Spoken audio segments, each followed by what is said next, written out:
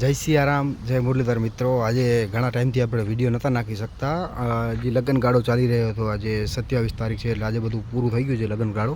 તો આજે આપણે પાછું ચાલુ કર્યું છે।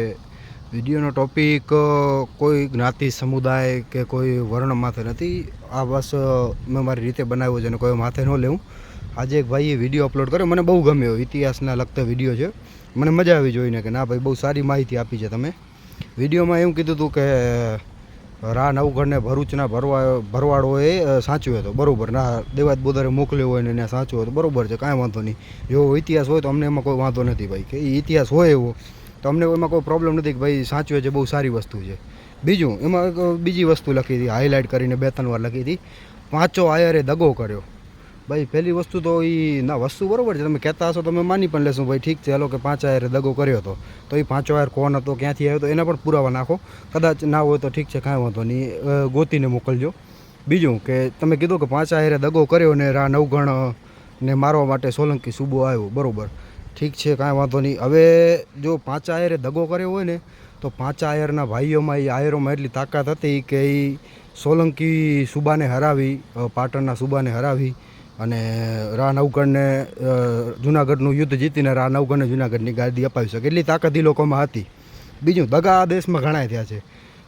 એક ઉદાહરણ આપું કે જ્યારે 17 વખત ગોરીને હરાવ્યો પૃથ્વીરાજ ચૌહાણ અને 18મી વખત હારી જાય છે કે 17મી વખત, એમાં આપણો જ એક દગાબાજ હતો, આપણા દેશનો, આપણા દેશ માટે કલંક કહેવાય, જયચંદ। તો પણ જયચંદના દીકરાઓમાં એટલી તાકાત નથી લગભગ કે એ પૃથ્વીરાજ ચૌહાણને પાછા લઈ આવી શકે। આવા વીર હિન્દુ હૃદય સમ્રાટ જેને કહેવાય, હિન્દુ આખરી શાસક હતા દિલ્હીના, એને પાછા ના લઈ આવી શકાય। દગો તો કરવાની જો તાકાત હોય તો ભાઈ પછી એને ભોગવવાની ને એને પૂરો કરવાની તાકાત હોવી જોઈએ આપણામાં। આ વિડીયો કોઈ જ્ઞાતિ સમુદાય કે વર્ણને લગતો નથી, આ એ વ્યક્તિને મેં ખાલી કીધું છે કે ભાઈ જો એ લગતો ભેગું આ લખવાનું, કેમ કે દગાબાજો હરેક સમાજમાં, હરેક જ્ઞાતિમાં અને બધી જગ્યાએ છે, એવું કોઈ સ્પેશિયલ વર્ણ નથી, અને એના લીધે આપણે આખી જ્ઞાતિને ન કહી શકીએ। એમાં જે કોઈ વ્યક્તિએ કર્યું હોય એવું તો એના પુરાવા પણ આપો કે ભાઈ આ વ્યક્તિએ હું કર્યું હતું, એટલે આ વ્યક્તિનો અમે કહીએ છીએ, અમારી પાસે પુરાવા છે તો અમે નાખીએ છીએ। તમે પણ મોકલો 5 આયરના પુરાવા કે ભાઈ આ કોણ હતો, ક્યાંથી આવ્યો તો એ પુરાવા પણ નાખજો।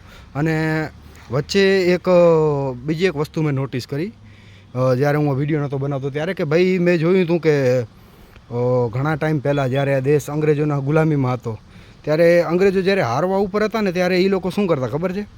2 ધર્મ અથવા તો 2 જ્ઞાતિને વચ્ચે લડાવી નાખતા, એટલે એ લોકો લાભ લઈ લેતા, આ રીતનું કામ કરતા। અત્યારે પણ એ લોકો થાય છે ને અંગ્રેજોની કદાચ એ રીતની પેદાઈશ હોય કે આ રીતનું કરે છે, અમુક સમાજોને 2 સમાજો વચ્ચે લઈ આવે છે કે જો ભાઈ આ તમારો ઇતિહાસ છે ને આમાં આવી રીતના કરે છે, તો એવી ખોટી હરકતો ન કરવી અને આ બધી વસ્તુથી સારું ન લાગે। 2 સમાજને વઢાડવાથી કાંઈ ન થાય, આપણે આપણી રીતે લડવું પડે, બીજા કોઈ સમાજને વચ્ચે નાખીને આપણે ન કરી શકાય।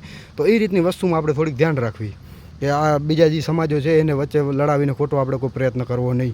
આ સંદેશ કોઈ જ્ઞાતિ સમુદાય કે વર્ણને લગતો નથી, આ માત્ર એવા લોકો જે આવું નીચું કામ કરે છે એ લોકો માટે છે, કોઈ જ્ઞાતિ સમુદાય કે વર્ણને લગતો નથી, તો કોઈએ માથે ના લેવું। જય સિયારામ, જય મુરલીધર।